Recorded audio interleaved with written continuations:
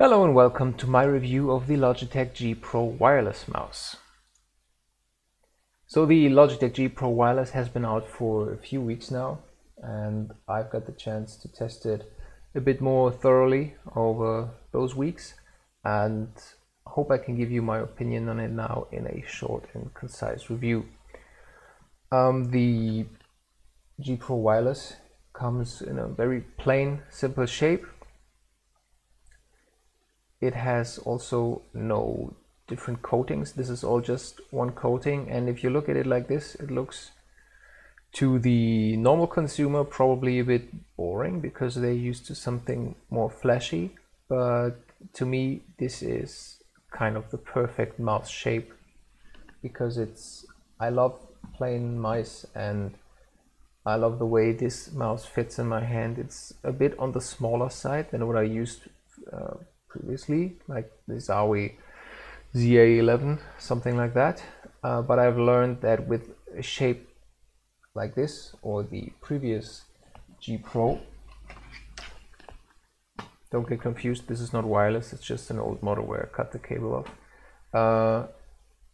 I can aim better with this kind of shape. So I really like that because it gives me the same benefit that I had with this mouse, while being more comfortable. I can go longer gaming sessions with this than I can go with this, because my problem is always my pinky finger that gets cramped up after a while, and this doesn't happen here. I mean, it happens after some hours because it's inevitable for the way I grip, but it's way more comfortable than on this one.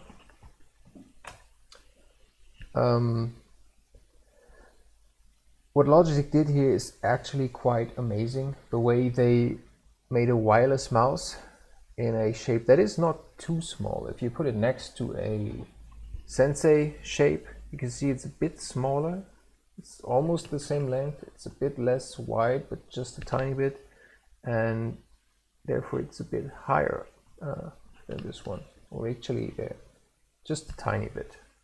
It's pretty comparable in size and shape actually, and they brought the weight down to 80 grams with battery included, so you can actually use this wireless with 80 grams. Now it's just 79 grams on my mouse. That's probably because I took off the original mouse feet and replaced them with Hyperglides, just because I prefer the glide. The original mouse feet, they were okay.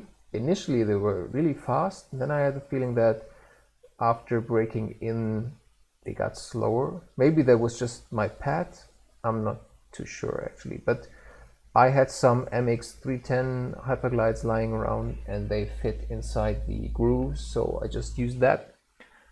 Funny enough, the Logitech feet seems to have gone a bit thicker.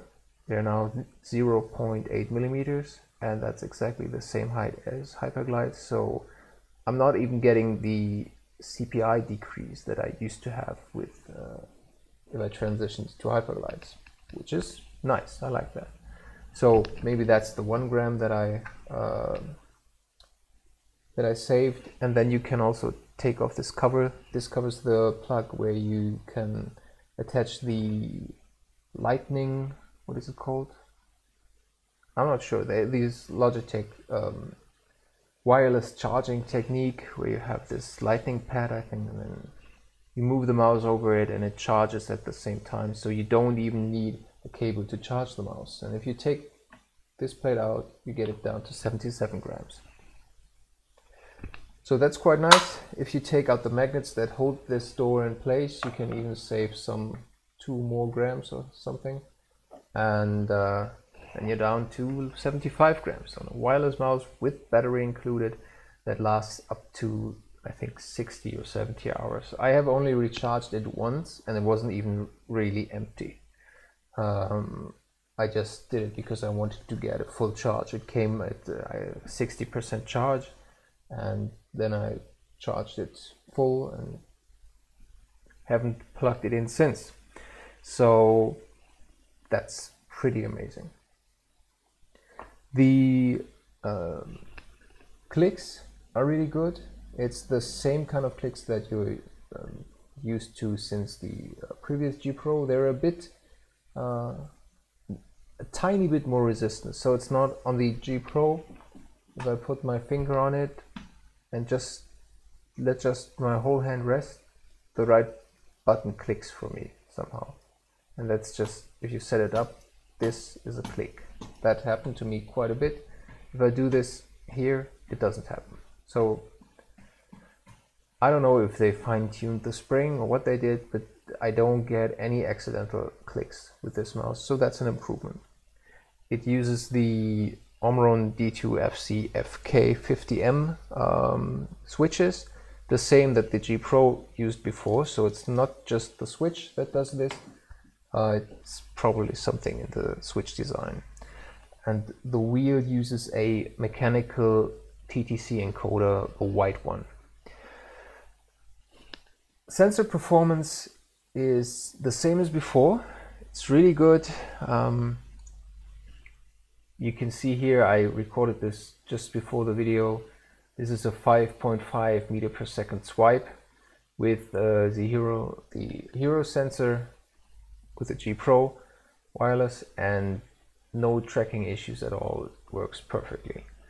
And also in gameplay, the Hero sensor should have the same stats as or the same performance, that's what Logitech claims, as the 3366, while at the same time using just a tenth of the energy, or requiring just a tenth of the energy. So that's why they could keep the battery so small and the weight so low, and it's amazing. I had no trouble with the sensor at all. It keeps up on all surfaces, and has kind of an auto surface tuning thing, so whatever surface I used it on, it could track perfectly fine. I also tested the click latency, and I tested that against the original G Pro.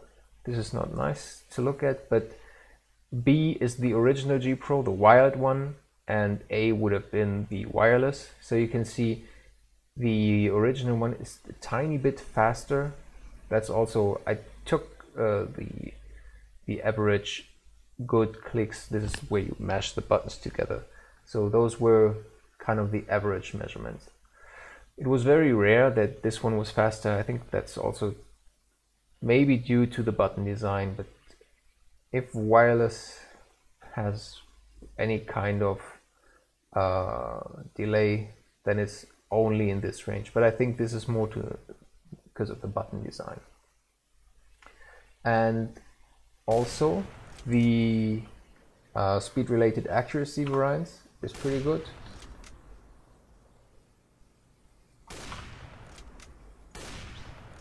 We can just quickly test this in game. Let's see.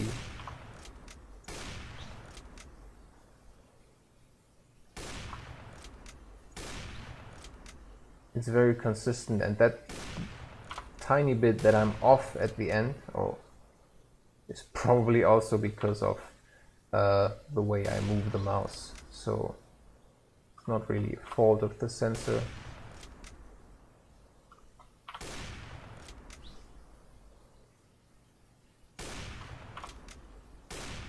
I'm gonna go the slow way here and then fast back, and I end up at the same spot. So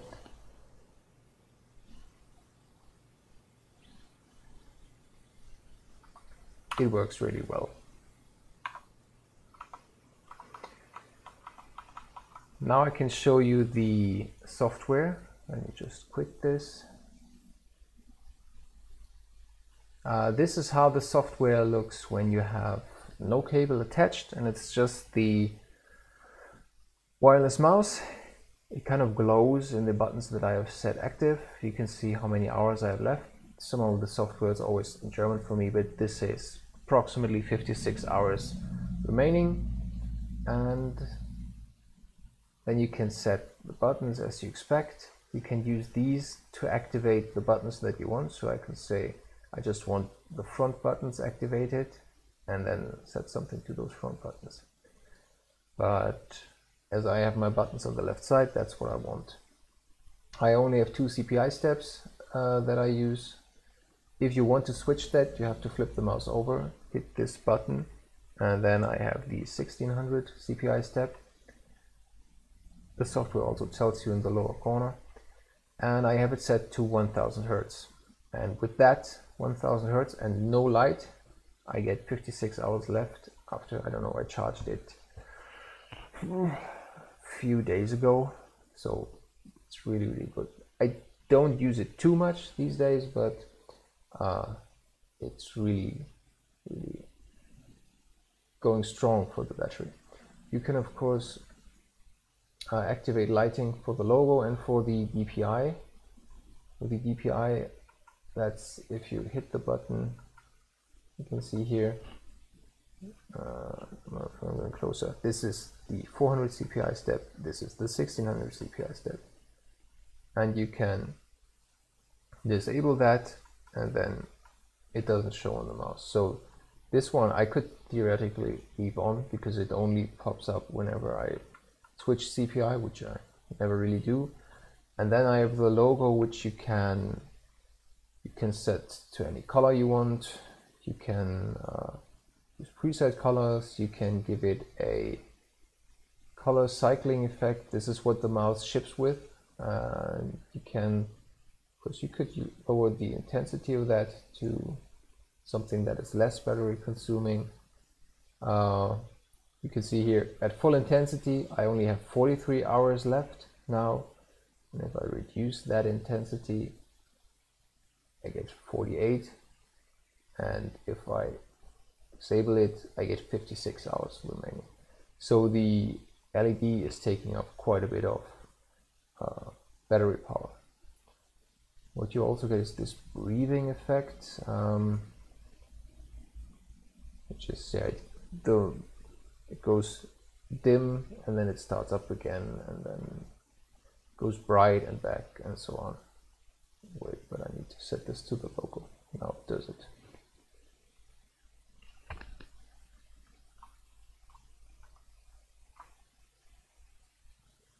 I don't know, can you see it? Yeah. So then you have the battery menu, where you see how many hours you have left. Oh, and I need to disable the logo again because I actually, does this make a difference? No, it doesn't. Let's do it like that. And then you can see if you can use some presets for the lighting, and you see here how the energy consumption is. The general system takes 1.6 milliampere. The signal rate that I use, the 1000 Hertz, is 2.1. If I set that to 500, well, that's 125. I wouldn't use that in game, but you can see now it's also 1/4 of the previous, so only 0.6, right? And now I got 96-hour battery time remaining. So that's quite nice, but I want 1000 Hertz. And it's still 56 hours, that's enough for me. Max is 64, 8 hours usage in 2 days. Yeah, that's probably reasonable. Yeah. So it works perfectly. Now for my my rating of this mouse, I mean, you probably guessed it. This is my dream mouse. I said that before. I said that on stream and on the forum. This is the dream come true for me. I was already perfectly happy with the regular G Pro, but as I said, this one has the same benefit while being more comfortable. The only thing that is objectively maybe better is that this one has the CPI switch on top. So if you require that, like for, I don't know, games like Battlefield Bad Company 2, I used this to get a tank turret that would not feel like you would drag it through mud, but you could actually use it because it had some very weird controls. There it's useful, but for me, I only use one CPI step these days with all the other games, so I'm completely fine. The shape is the perfect size for me. If I compare it to the new Sensei, you can already see that it's a bit smaller in size, but it's just really a tiny bit. It seems smaller than it is, but it feels much better in my hand.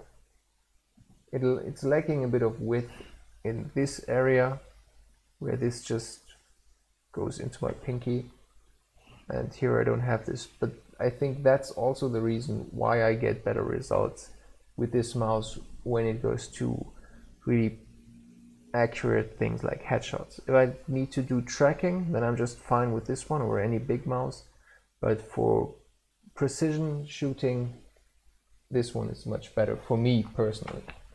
I wouldn't generalize that for anybody or everybody, but that's the case for me. So this is my dream come true. This also, it's so light, there's no cable, and the cable they give you is actually the best Logitech cable that I've ever seen. It's very similar to the G102, G203, so it's a soft rubber cable, but this one is better. It's more flexible. My only gripe with it is that it's a bit too short for my system. I think this is exactly 1.8 meters and usually they're 2 meters, or this is 1.7 or something, or maybe I just had a bit shorter one, I don't know, but it's just a bit too short for my bungee, so it just reaches up to here with the, if I put it in the bungee, and that's, if I swipe really wide to this side, it gets on the tension, and I don't like that. But as I'm not really using it while playing, I don't care at the same time. So if they use this cable with a regular size on the normal mouse, that would be the best Logitech cable yet. It's not as good as what you get with the Dream Machine's DM1 FPS mouse, where they have really, it's like a paracord. Well, it's not a paracord, but it feels like it. That's even lighter and more flexible, but definitely the best Logitech cable. And I think that also concludes my thoughts on the mouse. I'd like to know if you already bought it, considering the high price tag of, I think, 150 euros or $150. That's quite a price to pay for a mouse. So I could understand if people would shy away from it and wait till it gets cheaper. That's perfectly reasonable, considering that the G305 is also wireless and delivers almost the same performance. It's just a bit more weight to it, and it doesn't have the updated shape, but otherwise the G305 is obviously the bang for buck winner in that case. But if you bought it, what's your impression of it? Did you like it? Did you like the original mouse feet? I honestly did initially, and then I had the feeling that they were slowing down, so I said, what the hell, I still have MX310 mouse feet lying around that fit in this, and I used those. So now I'm perfectly happy with them. So let me know in the comments what you think of the G Pro or of the price tag, and if you intend to get it. And that's it from me. Hope to see you next time, and enjoy.